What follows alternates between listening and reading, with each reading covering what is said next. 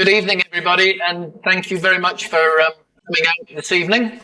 I'm Nick Stenning. I'm the chairman of the Neighbourhood Plan Steering Group, which is often the NPSG, for those of you who are familiar with the jargon. How many people are aware of the Neighbourhood Plan? Could you just raise a hand if you're aware of it? Good. So everybody knows.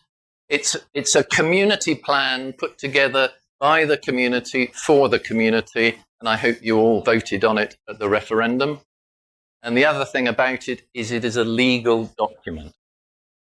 It's part of the statutory development plan.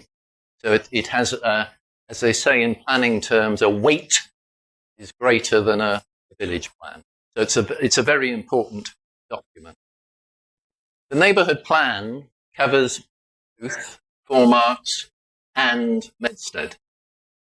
And the reason for that is that our friends in East Hampshire, when they were considering how to sort out the spatial planning for the district, they look at what they call settlements. For us, that would be things like towns and villages, and they use this word settlement. And they determined that one of the settlements would be Four Marks and South Medstead. So there was a bit of a division there, and that is something that they continue to use in the settlement hierarchy, if you're familiar with that. And so it's a fundamental part of the whole planning process that is how they view. When that first emerged and we were talking about the neighbourhood plan, we decided that rather than be split like that, the two parishes would work together. So the neighbourhood plan actually covers both the parishes.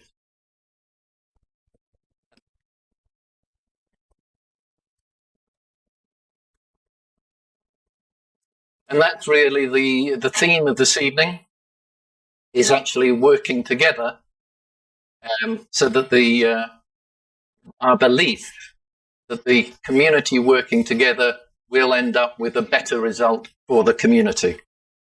We probably all have different interests when it comes to the issue of the impact of large-scale housing development around here. We can have concerns about the environment. People are concerned about the price of their property. Young people wondering whether they will ever get onto the housing ladder. Landowners who are keen to secure a comfortable pension. And most of us who are worried about the traffic. So there are lots of different interests, lots of different concerns. And really what we're trying to do is pull all of that together so that getting the joint views of everybody in the community, we can come up with the best community plan. So the purpose of this meeting really is to inform you about future housing developments, certainly the potential ones that we expect, to give you some facts and analyses to help you to develop your own idea based on the facts, and to encourage you to express your view to the right people at the right time. It's always very difficult to know how best you have a strong view, how best do you use that view actually to exert some influence on the decisions that are being made. And that's very much a theme of today. And if for those of you who are less familiar with the jargon, hopefully we'll help you through some of that. So the agenda very much reflects that. After I've given a brief overview, we've then got two of the district councillors to talk about the district council and the local plan.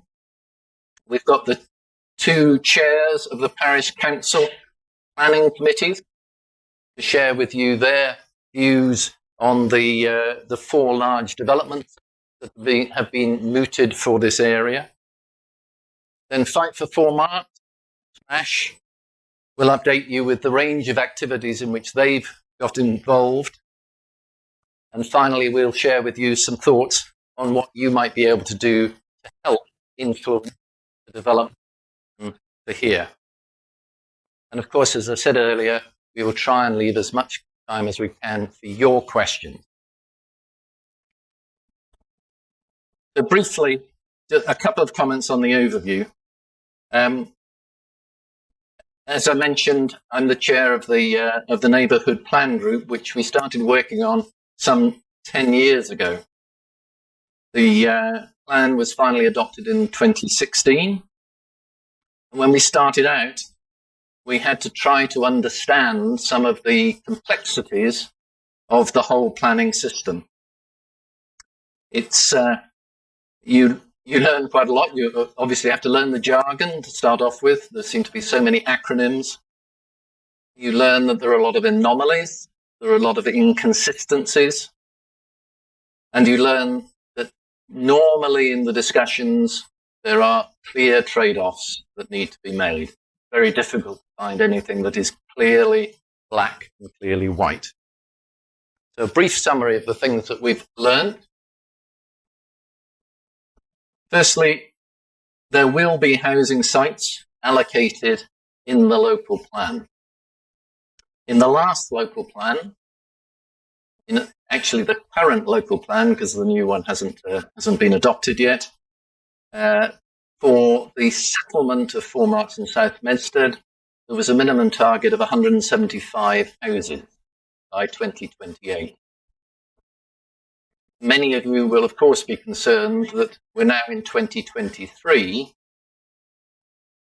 and in those up to the end of 2022, 600 houses have been built.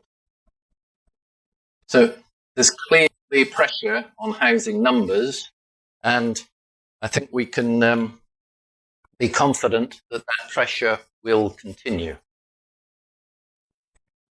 There will continue to be attempts by the developers to find speculative opportunities. That is inevitable. There are, again, complexities within the planning system. Those of you who are familiar with the 5-year land supply will know how critical that is. And that presents opportunities for speculative development. That will happen. The building industry, they're businesses. That's what they do. In terms of the total numbers, that is very, very difficult to get into that debate, because essentially the numbers come from central government. That's a national government decision. There's a thing called the standard methodology, which every district council has to follow, and that will produce a number. And that is normally deemed to be a minimum number. So that's really an issue to do with national government. We can argue that East and indeed both the our MP Damien Hines and the leader of East Hampshire District Council have been arguing that East Hampshire is a special case because of the South Downs National Park. So that argument is taking place, but it's not something that it's likely that we can have a huge amount of influence on. So most of our focus, we've learnt, should be on things like what type of houses do we need? Clearly there is an issue of affordability in the district, and so should the emphasis be on smaller houses that the young people are more likely to be able to afford? What's the right place for the houses? Should it be close to public transport? What's the right infrastructure to go with any housing development plan? What is it that as a community we would actually want? What are our priorities, either today or if there was further housing in the future? What is the sort of infrastructure additions that we would be looking for. What is the character of the village that we actually want to maintain? We're in a very rural area, and we've seen a number of very urban housing estates. How do we get into the debate about maintaining the rural character of the community? And of course, sustainability, a major issue that I'm sure most people are concerned about, either in terms of the actual building process or the green infrastructure around our community. So all of these are quite challenging topics, but all of these are the ones that I think we should put our energy into in focusing on how we develop the best plan for the whole community. Now, there are lots of ways that you can contribute to that. We'll come back to that later, but one of the ones obviously is to do with getting involved with the neighbourhood plan. And I will certainly come back and say a bit more about that later. But now let's get into the meat of the meeting, and I will hand you over to the district councillors who will take you through a view from East Hampshire and details of the local plan. Hello everybody, my name is Eileen Alsop. I'm district councillor for Marks Medford and Chawton, so this might be probably one of the first times that you've met me or seen me. First of all, I'd like to say thank you to the organisers for organising the venue and the meeting, putting everything together. They've made a fantastic effort, and it's really great to see so many people out here. And also thank you to you for coming out here on a very warm Sunday afternoon. So we do appreciate that, that you're here today and that we can actually meet you and talk to you. First of all, I wanted to just give it a overview of what our agenda is all about. So these are the things that we're going to talk about. What is a local plan? Why it's important? What the local implementation timetable is? And what we can do as councillors, this is the most important part, what we can do as councillors and how you can help us. That's for us, if there's anything that you leave this building today is, if you know who we are and how to contact us and how to get your views put forward, that's the most important thing for us. So first of all, I just wanted to introduce myself so you know a little bit more about who I am and where I'm from and what I believe in. So I live in Chawton. I work pharmaceutical industry. I've lived in Chawton for almost 2 years now, and I'm also a parish councillor. So I'm deputy chair of the parish council there. I was voted for. We were both, Neil and I, we were voted for the community, and regardless of whether you voted Conservative or whatever party, our job is to represent you. And this is the first time that we've been in this role, and so we're still learning. We're still trying to understand the different nuances and indeed all of the acronyms that come around planning, because I think the simpler it is for me, the more I can understand and the more I can explain that back to people who I speak to. And planning isn't a large aspect of our role. There are other aspects as well. So we look at safeguarding issues, things like community spaces, etc. There's a lot of things that we look at, but Neil and I are very conscious that in this role, in this area, planning is a contentious issue. Everybody's talking about it. So that's something that we're acutely aware of. And I also want to let you know that my own belief is that I believe in fair and equal opportunity for everybody. And I kind of echo what Nick has said as well with regards to affordable housing. That's something I really do believe in. I've got two young adult children, and I want them to be able to afford a place to live.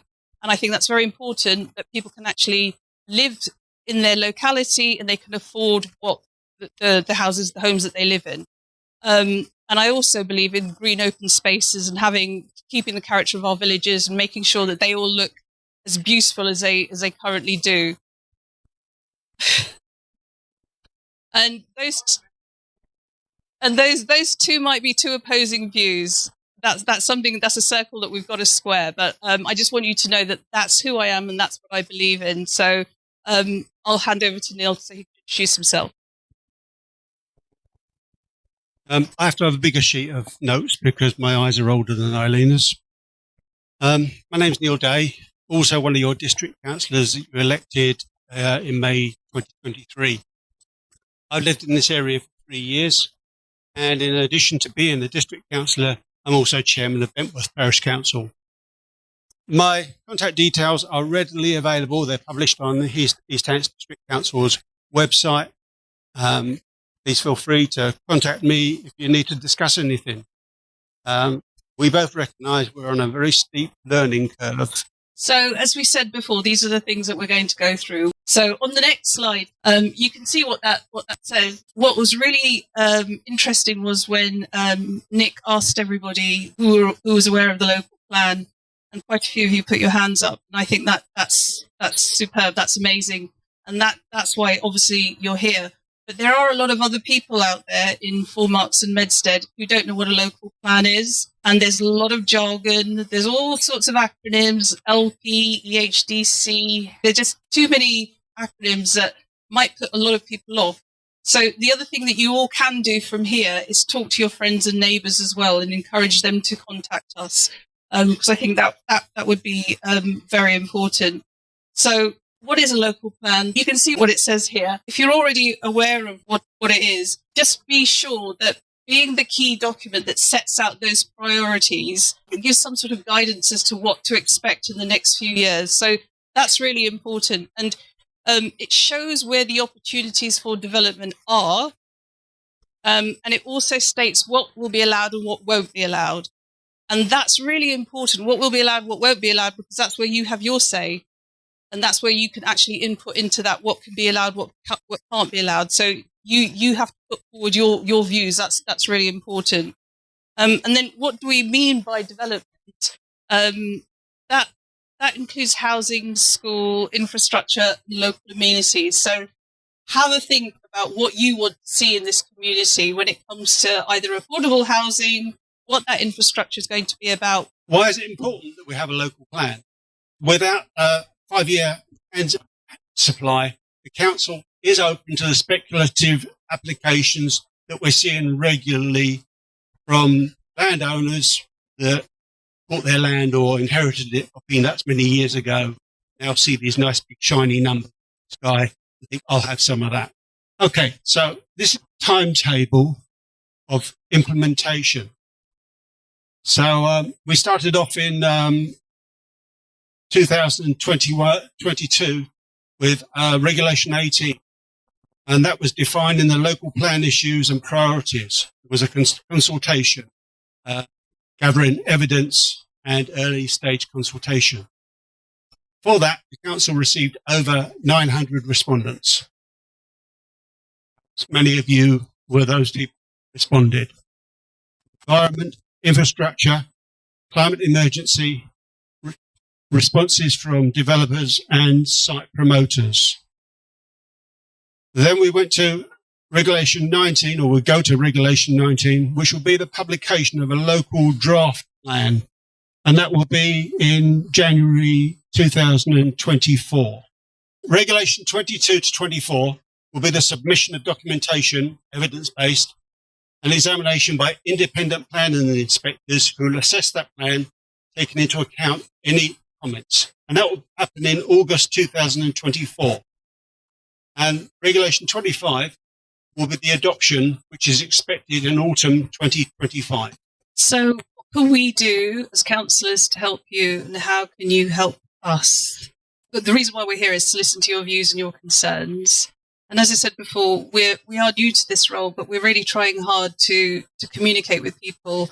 And the most basic thing that I could first say is, if you've got a My EHDC account and you want to object against something, go online and say it. Have your voice, because it's really important. The more people that speak and that put their views across, the better. Those views will be noted. In addition to that, as Neil said, we have our contact details, our email address, our mobile numbers available on the EHD website. In addition to that, our contact details are at the back of the flyers that have been handed out. So it's really important that you contact us because, as I said before, we're the conduit between yourselves and with EHDC. If we can help guide/influence the local plan through your input, then that will be our job for you. We can keep you up to date. We do write newsletters. We have another meeting like this. We'll come along. And with all those dates that Neil mentioned, there's a lot of dates. There's a lot of regulations, 18, 19, up to 25, and they can sound a bit complicated and a bit woolly.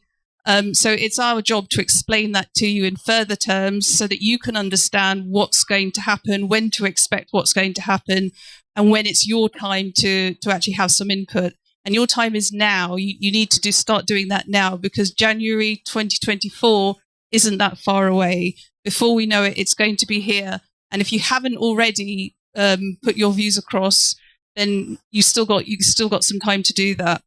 So we will support you as best as we can to the best of our abilities and put your views forward. Whether or not you voted Conservative, Liberal, Labour, Green, it doesn't matter. We're apolitical in what we do. We just want to make sure that your views come forward and that EHDC and the appropriate people understand and get your views. One last thing I'd like to say as well. What's really good or useful about our role and that you need to use us for is that we can find out the right people to talk to, the right people to send your views across to.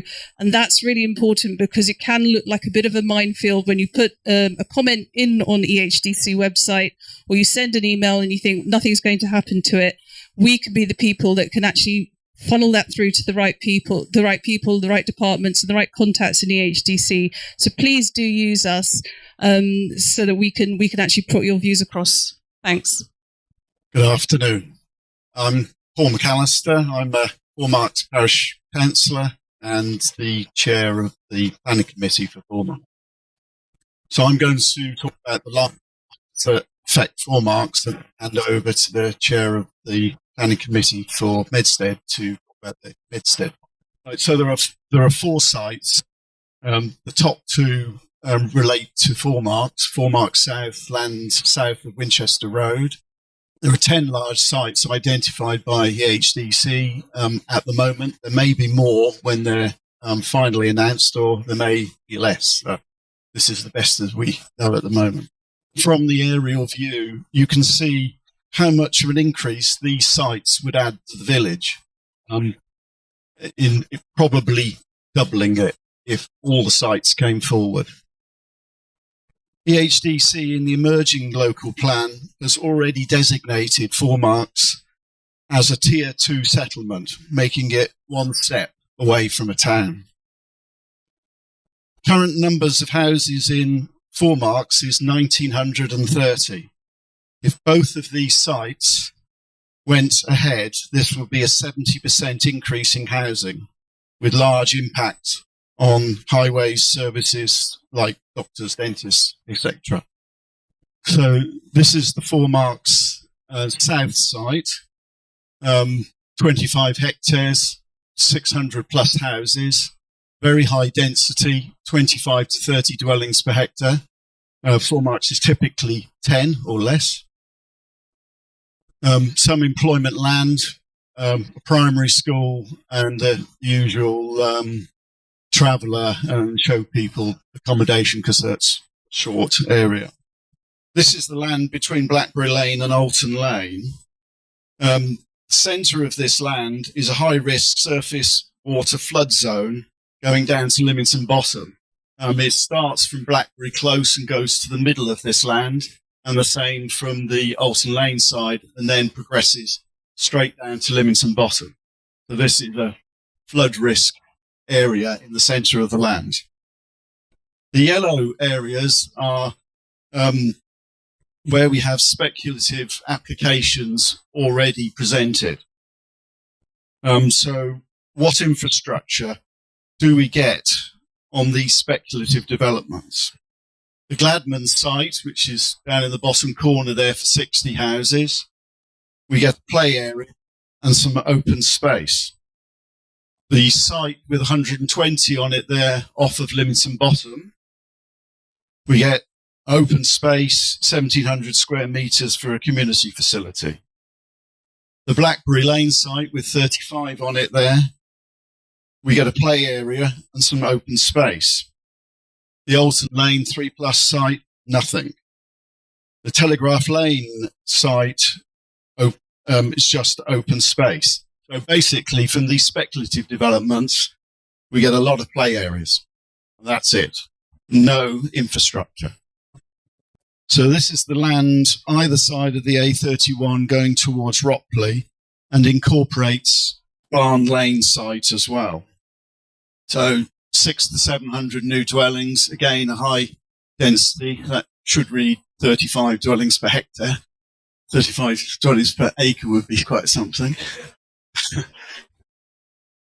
So 3-story townhouses, primary school, employment land, same sort of pattern. I think you're probably all aware of the degree of flooding that occurs on the road in Soldridge. That's almost permanently flooded, so that side of the A31 it will be quite problematic. On the Barn Lane one, that's been presented for an environmental study that was turned down, so we're expecting an application on that anytime soon. And what do we get on that site is a convenience store and some more open space. Thank you, Paul. Before I start, just to introduce myself, my name is Charles Clark. I'm a parish councillor with Medstead, and I also am the chair of the planning committee. I've been a Medstead resident for over 30 years.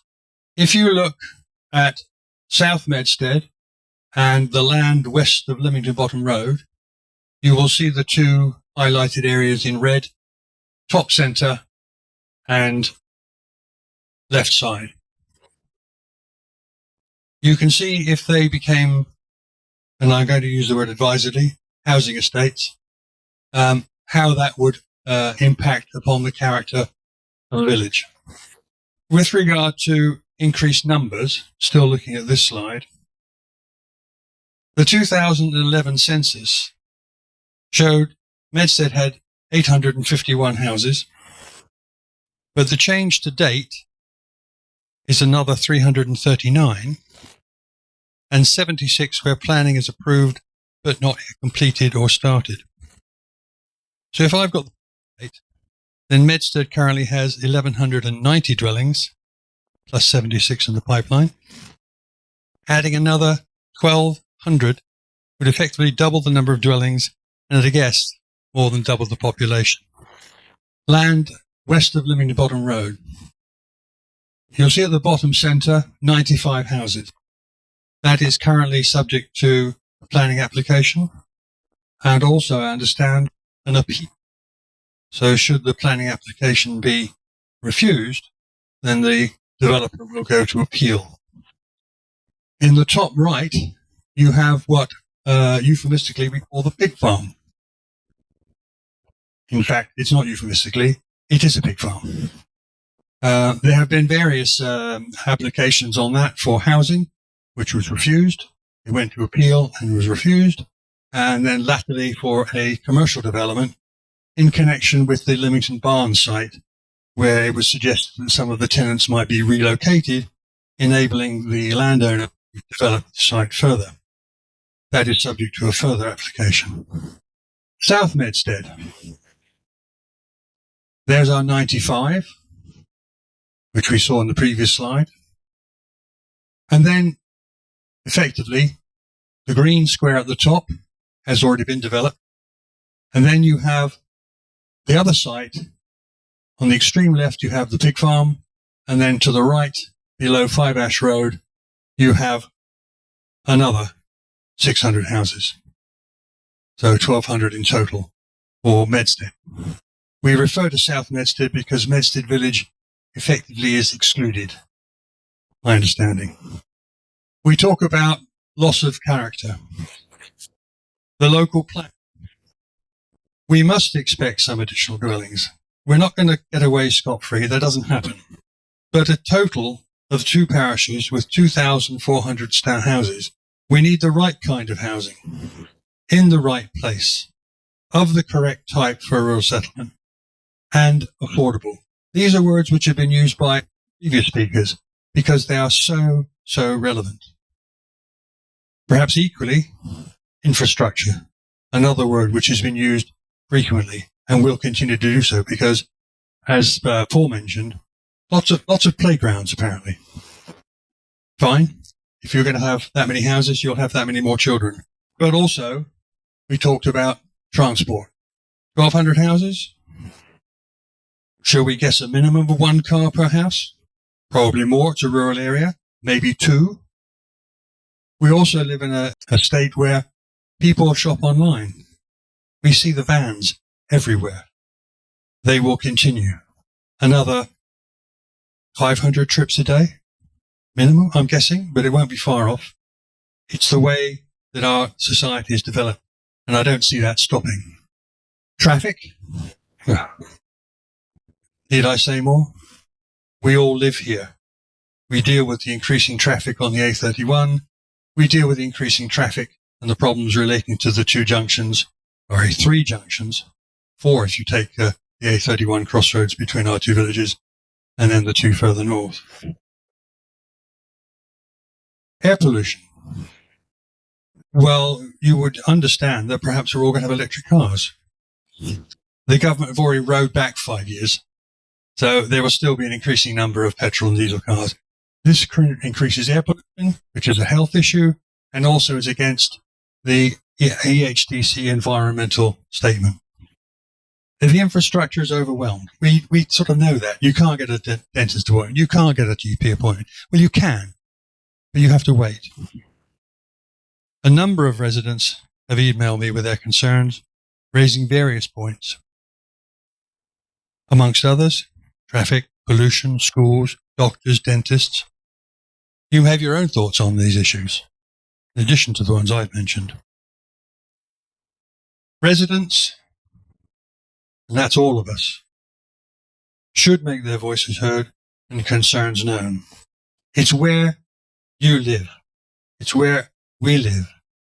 So I've been asked to speak on behalf of SMASH. Now, there could be a free trip to Hawaii, if anyone knows what SMASH stands for. I knew I'd be safe. No, time's up. It's Stand with Medstead Against Speculative Housing. Okay. Now, I just want to be clear. We're not against all housing. Okay. But we are against large scale, and we're against some of these large speculative applications. We do believe that we should be keeping our village rural. And you heard some of the from Charles about the doubling of the village. It just cannot cope with it. So what we do, SMASH, we are an interesting group of residents, got some fantastic skills on that group. We have an engineer, we have researchers, we have chemists. I do a little bit of legal stuff, but we work tirelessly on behalf of the residents of Medstead. We've, made contact with all the councillors. We visited Damien Hines, we've contact with Mark Kemp-G, and we are regular visitors to the planning office in Petersfield. So much so that I think they pull the blinds when they know we're coming and pretend they're out. But we're doing all of that on your behalf. One thing that I do want to say is planning is a dark art. I promise you, it is so complicated that we've had to really get wet towels around our head to understand what some of it means. And I heard some of our speakers talk about open spaces. Well, when we were looking at one of the speculative developments, actually, an open space can be a bit of land around a tree. So don't be fooled that it just means there's going to be a lovely little open space. No, any little bit of openness, including the circumference around a tree, can all go into the, if you like, 15% open space. So we're on to things like that on your behalf. The other thing to say is that I don't think we should be defeatist. I don't see why we should say, oh yes, well, one of these large sites is going to come to Medstead or Four Marks. Why? If there are 10 sites or more, why do they have to come here? We don't have the infrastructure. We cannot sustain a population increase like that. We just can't. So I say, let's not roll over and have our tummies tickled. We want to actually not sleepwalk into large housing sites in our villages. So what I would say, what can you do to help? Please, as I say, don't sleepwalk into this. Give us your encouragement. Give us your support. Sometimes we get downhearted because yet another application comes in. I think at the moment there's something like 450 speculative housing on the books. So whatever you can do to keep us buoyant and encouraged, that would really, really appreciate it. But more than that, there is a website, there is a petition. If you've got your card, have a look at that. Just go online, just take 5 minutes to sign the petition. Anyone in your household can sign it. I mean, obviously, if you've got a 2-year-old, that's going to look a bit dodgy. But anyone who's, sensible and can understand, people that visit our villages, they can sign too. And the other thing that's vitally important, please, I'm new to Medstead. I've just lived here over a year, but a lot of you have got a lot of intelligence about the land and issues. So we've had some absolutely fantastic intelligence given to us about who knows what a doline is. So I'm doing very well with my free giveaways here. I'm taking them all home. So, we've had information about, look it up tonight on what a doline is, sinkholes, chalk pits, all of those sorts of things. We wouldn't know that if residents hadn't told us. So if you know things about flooding, about issues with the land, please do let us know, because we feed all that in. So thank you again. Please stick with us. Please give us your support and encouragement, because we really do need it. Thank you. Thank you. I'm Jane Thompson. I'm a committee member of Fight for Four Marks. It's almost a sister organisation to SMASH, and we're trying to tackle this business together. If we had to have a strap line, it would be, and I've written it down, fair and livable community planning for a sustainable future. We're not NIMBYs. We are not anti all development, but what we are is we are people who firmly believe that housing should enhance and it should meet the needs of local people, and that is what we want to fight for. What we don't like, what we're against, is speculative development, particularly at the moment, not least of all because it indiscriminately eats up finite land resources here, and it fails to deliver the shared infrastructure or protect our environment. You cannot retrofit infrastructure. I think you only have to ask Triple F. You cannot retrofit things that people don't expect to have bang next to their houses. So it's infrastructure first that we need to think about. You can see on our slide, I won't bore you with that. It's a PowerPoint slide, and it tells you the 3 things we need to do. We want to inform through our website, through Facebook, through working with SMASH. We want to mobilise responses in exactly the same way. And we want to mitigate the outcomes, the worst outcomes that Charles so very eloquently laid out for everyone. One thing we're doing right now within our committee is to look at this hierarchy thing that was also mentioned as very important by Charles. Fight for Four Marks started in 2006. Simon Thomas and Ingrid and lots of other local residents started putting signs up, Four Marks is full. And they did a not bad job at all, because when the last local plan, the one we're seeing dwindling out of relevance at the moment, that plan recognised that Four Marks was a small settlement that could take housing that was sufficient for local needs, and that it had limited infrastructure. Now, Not now. In fact, our infrastructure, because we've lost a pub, which is one of the most important things on God's earth in my book, well, you could argue that we've actually got less infrastructure, but we've got the other 600 houses. So we all know where we're sitting with this. And so you have to say, excuse me, East Hants, why have you bumped us up to a well-resourced settlement that can handle substantial new development? Well, where did that come from? Well, it came from a point system, and it comes from, here we are, the policy document on settlement hierarchy.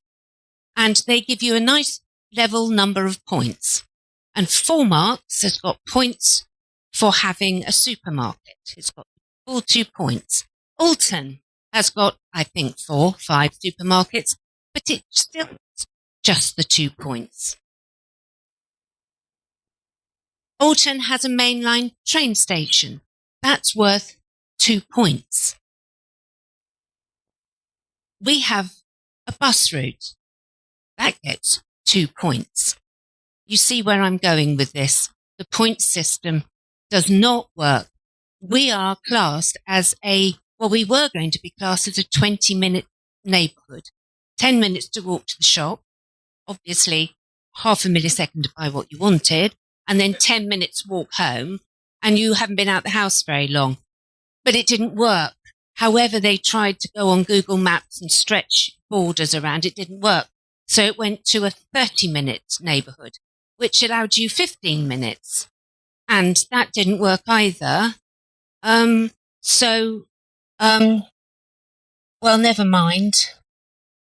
We're still classed as being a sustainable location.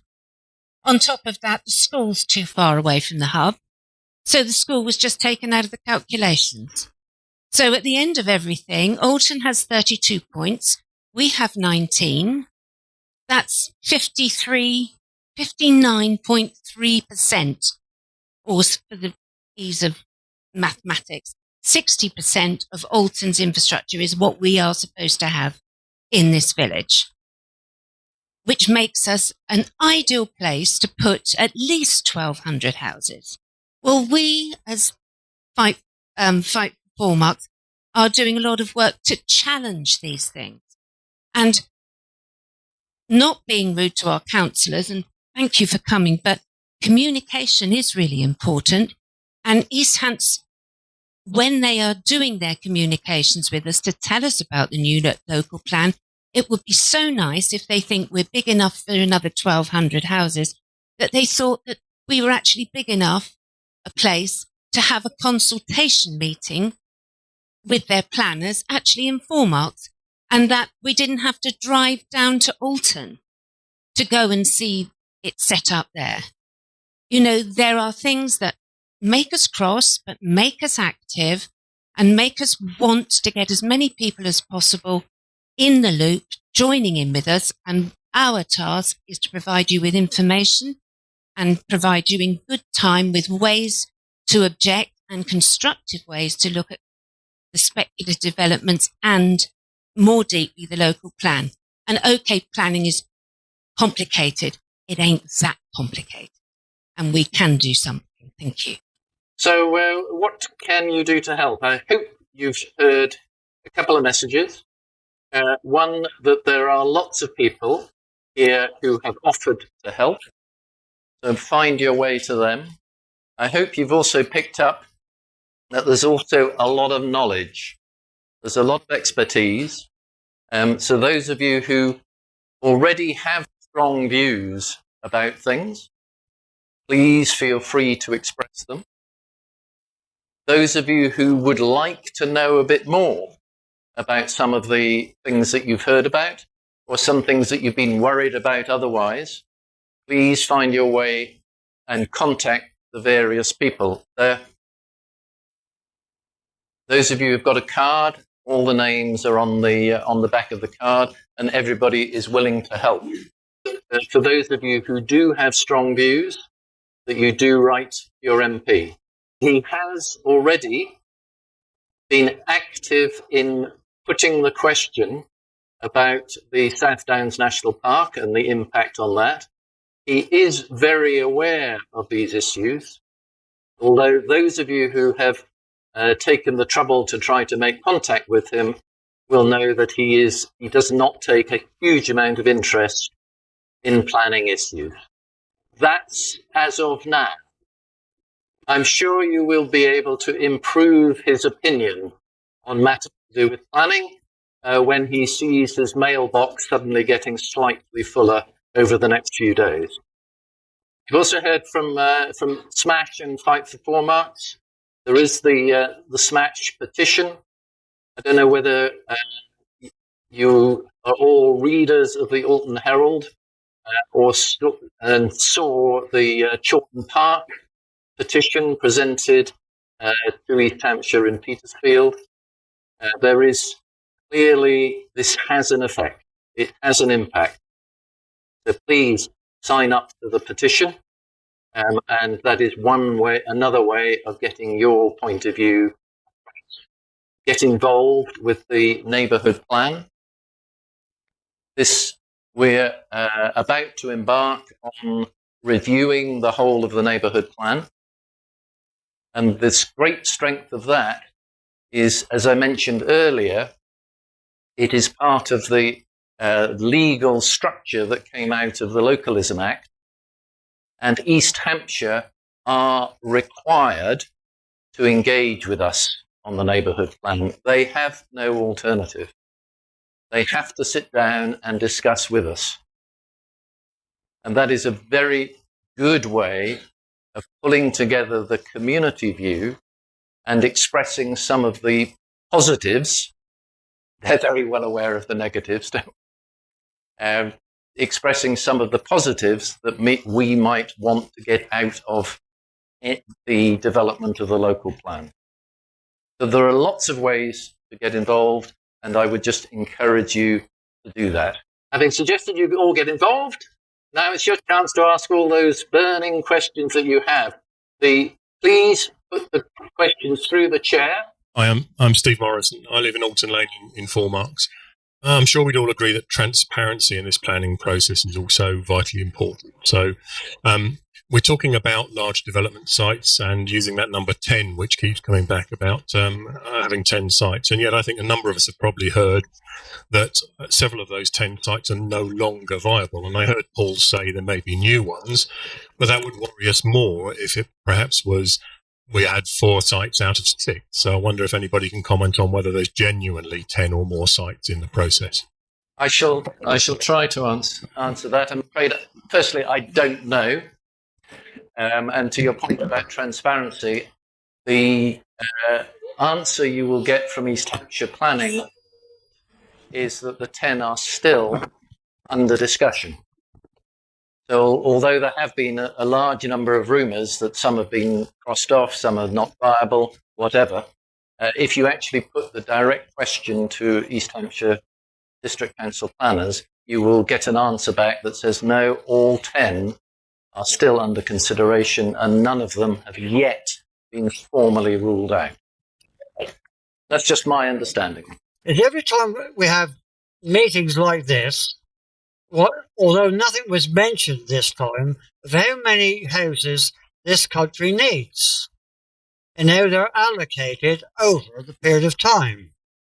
I'm just wondering, you're saying who stipulates that we have this amount of houses here? Essentially it comes from central government.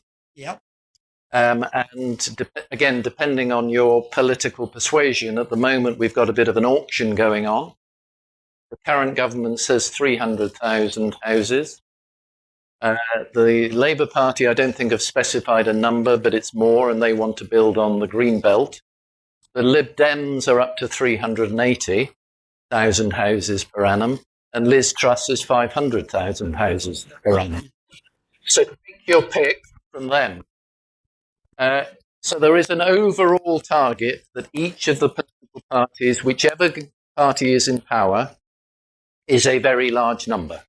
Because at the moment, they often argue exactly what it is, but we're building between 200 and 250,000 per annum. So we're not meeting that target. Then to get into a little bit of the detail, how does East Hampshire end up with its target? There's this wonderful thing called the Objective Housing Need Assessment, and there are calculations to work out what is objectively assessed housing need for East Hampshire. They've then introduced something called the affordability factor, which, because housing in East Hampshire is so expensive, they add an amount on top of the identified local need, which produces a number. As it happens, that's 66% above what the objectively assessed need is. So that's the number that East Hampshire then gets. And then East Hampshire will divide that across the various settlements based on the settlement hierarchy that they've identified, which is why, to Charles's point, the settlement hierarchy is so important. My name is Anthea Dorr. I live opposite the pig farm, Soldridge Road. My problem is the consistent mentioning of a local plan.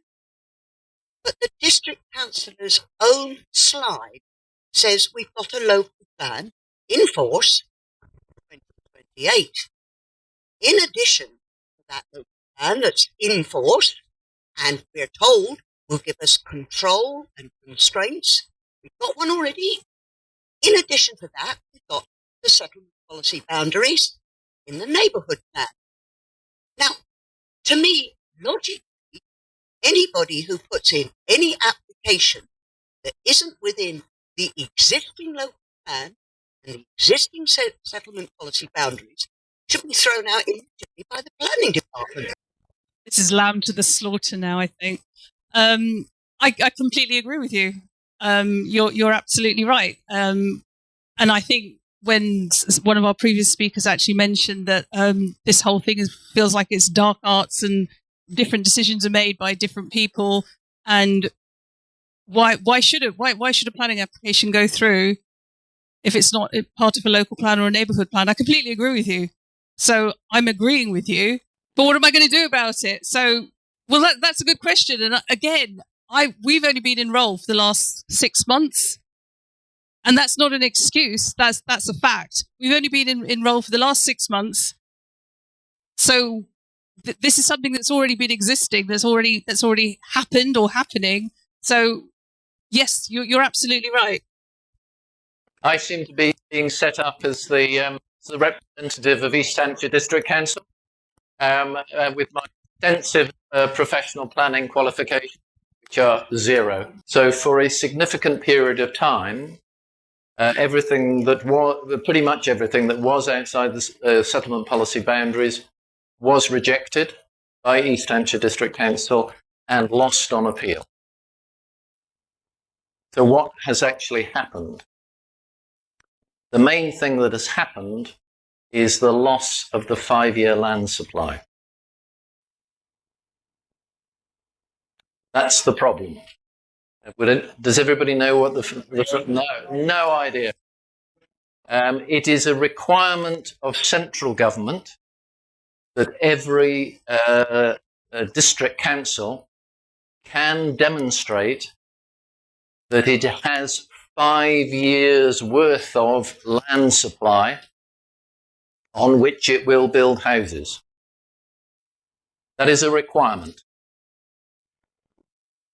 There is a complex, believe it or not, calculation of how you get to the 5-year land supply, and there are lots of arguments about the algorithm that goes into it.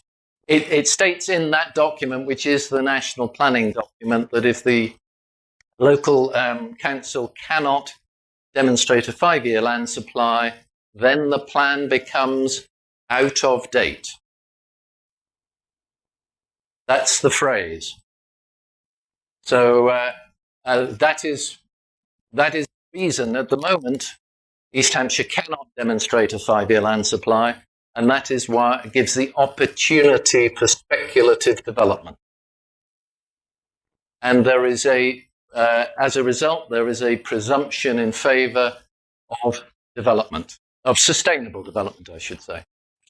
It's my understanding that over the last 5 years, we've exceeded the number of houses we should be building. Am I correct? Therefore, it should be a rolling total, and therefore we've got a lot of time to catch up because we've already built more than we said we were going to. So do we get no credit for overdoing it? At the moment, very little indeed is my understanding. It's one of the anomalies of this algorithm. And it's one of the things that is being discussed, but that's a national government issue. East Hampshire cannot change the national policies that it is given to work to. And it is told how to calculate the 5-year land supply. If you really want me to upset you, shall I have a go? My understanding is by the calculation, the current land supply is 4.72. As it happens, the number of permissions that East Hampshire District Council have granted would equal about 0.7. And that gets lost in this algorithm. And we have enough on the books that a layman would consider we've got a 5-year land supply. But by the calculation, by the algorithm that is used, it turns out below. The local council, although the plan says it goes to 2028, the local council are required to review their local plan every 5 years. So even when they produce this new local plan that is going to go to 2040, and you think, we're going to have a plan for that length of time, they will still have to review it every 5 years. Good afternoon, everybody. My name's Jonathan Green. I am the owner, 87 Livington Bottom, and also the promoter of the scheme that's been here.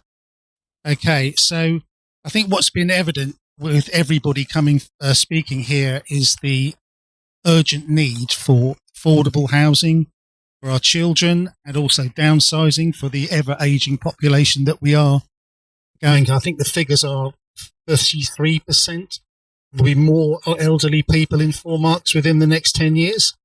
So in that vein, what we have been trying to do on our development, and bearing in mind we are independent of all developers, we have, while putting forward and we'll be submitting a planning application in the next couple of weeks, of which 90% of that housing is 1 to 3 bedroom, including the 40% affordable. There'll be less than 20 dwellings per hectare, so won't be a crowded site. And it will have community facilities of dentist, NHS dentist, and a shop we're promoting. So all these things that we have been putting forward and trying to speak to various people, but yeah. So the question I have for the councillors are, with the number of planning applications that there are, what consideration and weight will be made against proposals like our own site that do provide these facilities and other sites that do not? Thanks for the question. We can't prejudge what the planning committee will say. We can't weigh one against another and say, well, okay, if you've got a shop or you've got affordable housing, it's going to go through. We can't give that comment. Yes, sorry, my name is Martin Pratt. My family have lived in Four Marks for over 75 years. But my mum had her 90th birthday here last week. I'm school here, my kids went to school here. Question I have is, what are you going to do? I understand that we need to be careful about the way we develop, but what are you going to do to provide houses for our children who can't currently live here, and people like mine who would like to downsize but doesn't have the opportunity? I think when it came to my introduction, I agree with you. I might be new to the village, the area, but that's what I want as well. I want affordable housing. I want my kids to be able to afford somewhere, and I want if I had parents, I'd want them to be able to afford somewhere. I don't. And speaking from the heart, I come from another area, and I've come here and I've downsized, and I know I'm lucky. I know I'm very lucky, but I want everybody to be able to do in this area, to be able to stay in this area, not to be able to move out. So what you need to do is contact me, contact Neil, contact Joanna, and put your views forward. But we agree with you. That's what we said right from the start. I'm Terry. I live on Telegraph Lane and love living in Four Marks. And what I would like to ask of the councillors, the district councillors, who have said that they're here to try to help us, is whether there are any plans for any of you to try to join the planning committee. And second to that, we have been fortunate to have a previous district councillor who was on the planning committee and who kept us informed of developments. And I'm thinking of, for example, what's happening in government at the moment, where we're told that, for example, Keir Starmer is consulting with Tony Blair to get expertise, and we've heard the same Rishi Sunak and Cameron and so on. Whether the councillors have been in touch or plan to have discussions with our previous district councillor, who had a considerable amount of expertise to pass on. And you've made a really excellent point there. Absolutely, you're absolutely right. So, as we said right at the start, Neil and I are new to this role, and being so green, we were advised not to, but we are actually on other committees, and we are able to attend the planning committees and have input into that. So that's one part. That's part one of your question. Part two, with regards to our predecessor. We haven't had a handover officially from her, and you're absolutely right again. She was or is an amazing expert with regards to planning. That's a skill that we don't have, and it's something that won't come overnight, and it's something that we have to learn. Just wanted to know, you said a draft plan. How can we contest the draft plan? What is set in stone? Is out of the four developments that's put forward, if two are being in concrete, are we just talking in detail how that is adjusted or can be catered for, or so we're just trying to understand how does it evolve? Where is our input, or in terms of, is that set in stone now, so that the development is chosen? It's just about how many playgrounds we have, etc. So that goes back to our contact details on the back of that flyer. I can't say nothing's set in stone or everything is set in stone. That's the most important. That's the message that we wanted to bring across to you, was that we're here. You have our contact details. You can go online. You can speak to us. You can email us, and that's where we take it to the planning committee, where that meet every so often, and that's where we can bring the message across. Can some of the settlement sites not be in Havant? These 10 sites. Well, there were 10 sites which were reviewed, I think, in 2019. Those 10 sites, as I mentioned earlier, are still on the table. There is also talk about some other new sites coming on. Those will all be, though, identified by East Hampshire District Council and will be assessed on their merits. No, we have no ability to suggest that it should be in Havant. But I think what we should take some strength from is we can put forward a very positive case for our own community, and that's what we should try and do. My name's Susan Gilliam. I live at 101 Blackberry Lane, right next to the proposed road that's going to cut right into the green behind us. I'd like to know where the nature is going in this. We have so many beautiful trees, plants, animals, birds. Where are they going to go when the houses are built? You put your views across to us, send us an email, let us know your thoughts on this subject. I know East Hants have recently hired an ecologist that's reviewing a lot of these sites to make sure that the wildlife isn't being harmed.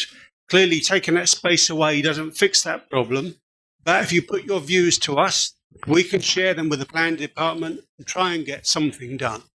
My name's Gabby Noble. I live in Southtown Road in Medstead.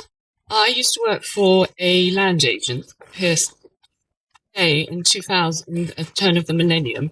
The document arrived on our desk with a list of proposals for sites that were going to be turned from villages into town.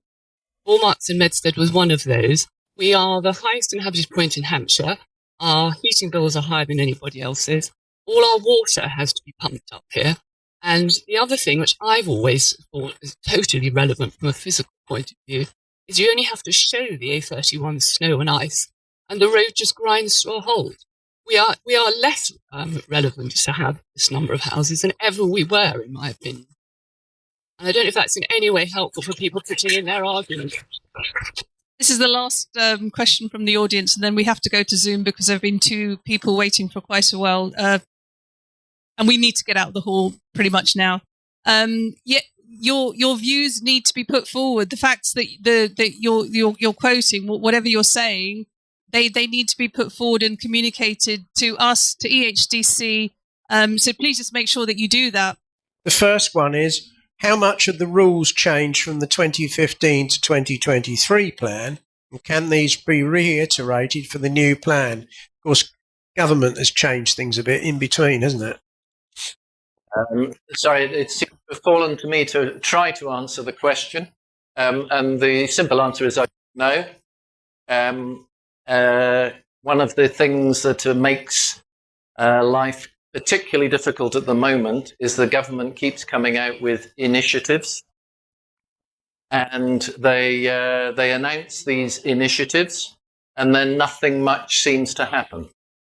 One example would be a very pertinent example would be on the 5-year land supply. There is currently a government document out for consultation which actually recommends that the 5-year land supply idea will be abandoned. So that is a government document, but it is only for consultation. And there are a number of other issues similar to that, where rules are being suggested, but nobody actually knows what's going to happen. I mentioned the NPPF previously, which is the main planning guidance document every local planning authority has to follow.